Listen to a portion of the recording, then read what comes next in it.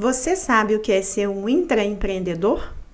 Eu sou a Graci Santos, esse é mais um episódio do nosso podcast Vem Que Pode.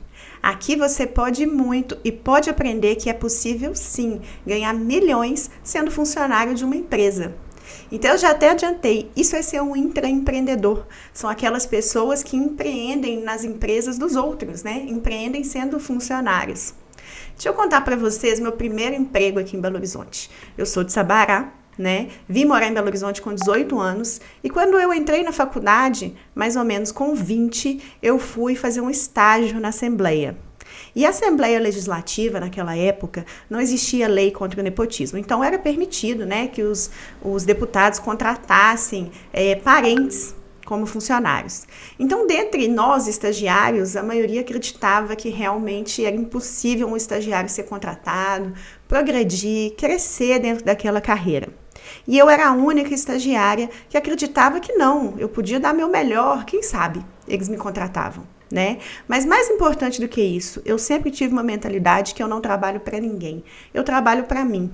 Mesmo quando eu trabalhei na empresa de outras pessoas, essa era a minha mentalidade. Eu trabalhava para me olhar todo dia no espelho e entender que eu estava fazendo o meu melhor, né? Ter orgulho de mim mesma sempre foi algo que eu acreditei ser muito importante.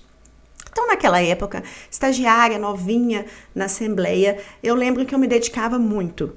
Eu tinha a minha função inicial, mas eu terminava muito rápido e eu me propunha a ajudar em outras áreas do gabinete. E eu fazia isso, assim, de verdade, porque eu queria dar meu melhor. Como os outros, eu sabia que a chance de eu ser contratada era pequena, mas não importava. Eu estava ali para fazer tudo o que eu pudesse para fazer um bom trabalho. Em pouco tempo, em poucos meses, eu já conseguia saber o trabalho de vários setores, né? Eu era a única estagiária que fazia algumas atividades diferentes dos outros. E em 3 meses eu fui contratada como assessora. Então, eu já tinha ali 20 e poucos anos com um excelente salário. Depois de ser uma assessora, ficava na parte de ofício, de cuidar de pedidos, eu fui ser secretária do deputado. Em pouco tempo de secretária do deputado, eu atingi um outro cargo, que era cuidar das emendas parlamentares, e assim foi. E eu fiquei na Assembleia 9 anos e saí de lá com o maior salário que se podia ter na minha época. Então, isso ensinou muito para mim, eu acho que ensina muito sobre a mentalidade da gente enquanto funcionário. Eu sempre tive dentro de mim o empreendedorismo. Inclusive, dizer que empreendedorismo é ter empresa é uma mentira, não é verdade. Né? Empreender é ser um eterno inconformado. É quando você vê as coisas ao seu redor, pode ser na sociedade, no emprego, em qualquer lugar, e você não se conforma. Você acha que não, isso pode ser melhorado, aquilo pode ser feito de outra forma, e ao fazer isso constantemente, você cria mudança ao seu redor. E ao criar mudança para melhor ao seu redor, você está empreendendo. Eu sempre acreditei muito nisso, por isso que eu nunca vi nenhum emprego como algo passageiro, algo só para eu receber um salário. Eu acredito muito no poder da transformação que a gente deixa nos lugares que a gente passa. E olha que legal, às vezes a gente não percebe, mas a gente está deixando também um legado. Eu lembro que eu passei por vários deputados e vários setores e alguns anos depois, eu já trabalhando na minha própria empresa, eu estava numa fase que a empresa estava faturando pouco, estava muito difícil, eu abri mão do meu próprio salário para deixar os funcionários terem, né, uma remuneração melhor, então eu ganhava menos do que os meus funcionários, e um político pediu para me fazer uma visita, e eu pensei, eu já tinha trabalhado para ele como assessor, e eu pensei, gente, mas o que será? E era para me fazer um convite para assumir a parte de projetos de lei do gabinete dele, né, que eu escrevesse projetos de lei para ele como uma assessoria jurídica.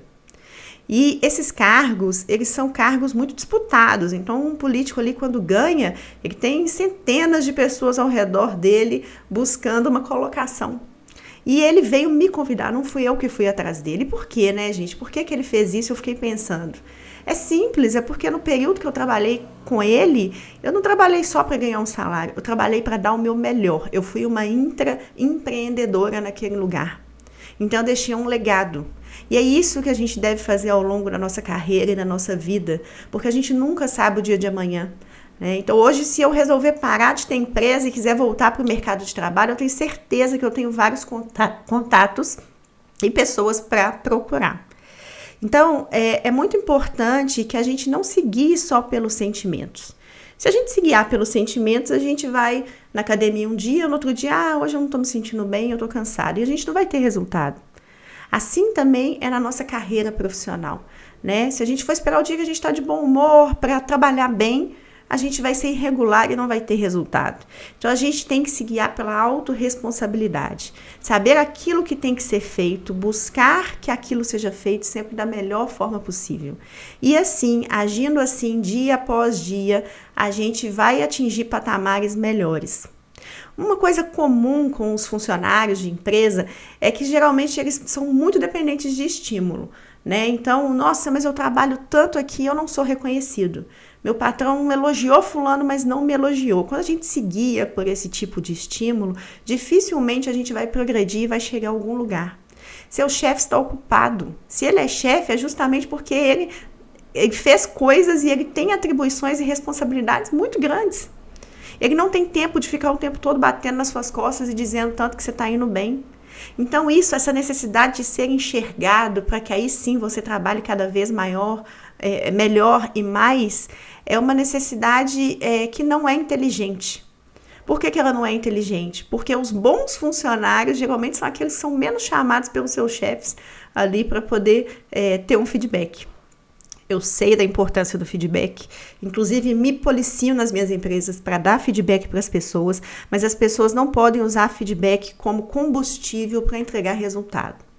Porque o combustível para entregar resultado tem que ser a sua percepção sobre você mesma, o seu orgulho de fazer cada vez mais e melhor. E acredite, seu chefe está te enxergando. Eu sei todos os meus funcionários, eu sei os pontos que eles precisam melhorar, eu sei os que entregam além do rendimento, eu sei os que são intraempreendedores dentro da minha empresa, mesmo que eu não fique lá o tempo todo falando isso com eles, tá bom? Então, é muito importante que a gente trabalhe para a gente mesmo em primeiro lugar. Olha só um exemplo legal. O CEO hoje da Google é o Sundar Pichai, né? Ele ganha mais de 200 milhões de dólares entre salários e bonificações por ano. Então, gente, não é preciso que você seja, que você tenha a sua própria empresa para ficar milionário. Existem diversos CEOs milionários por aí.